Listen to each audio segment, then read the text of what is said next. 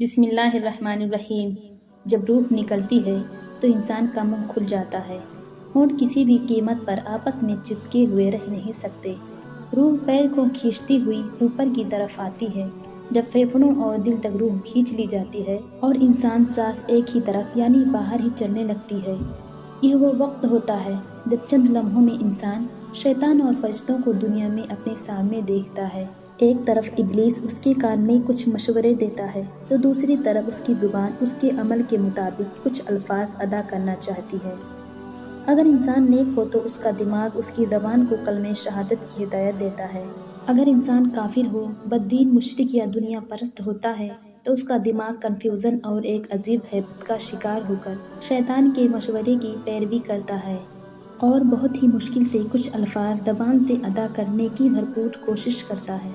یہ سب اتنی تیزی ہوتا ہے کہ دماغ کو دنیا کی فضول باتوں کو سوچنے کا موقع ہی نہیں ملتا۔ انسان کی روح نکلتے ہوئے ایک زبردست تکلیف ذہن محسوس کرتا ہے، لیکن تڑپ نہیں پاتا، کیونکہ دماغ کو چھوڑ کر باقی جسم کی روح اس کے حلق میں اکٹھی ہو جاتی ہے اور جسم ایک گوشت کے بے جان لوتھڑے کی طرح پڑا ہوا ہوتا ہے جس میں کوئی حرکت کی گنجائش نہیں رہتی۔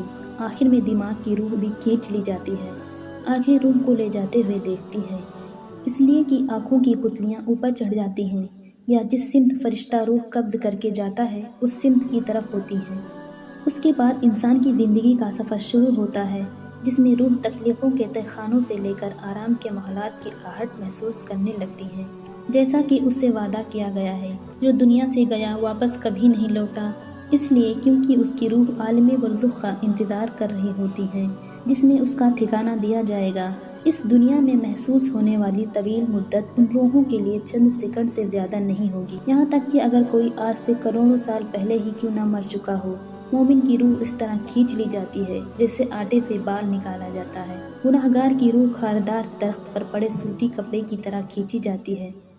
اللہ سبحانہ وتعالی ہم سب کو موت کے وقت کلمہ نصیب فرما کر آسانی کے ساتھ روح قبض فرما اور نبی پاک صلی اللہ علیہ وسلم کا دیدار نصیب فرما، آمین۔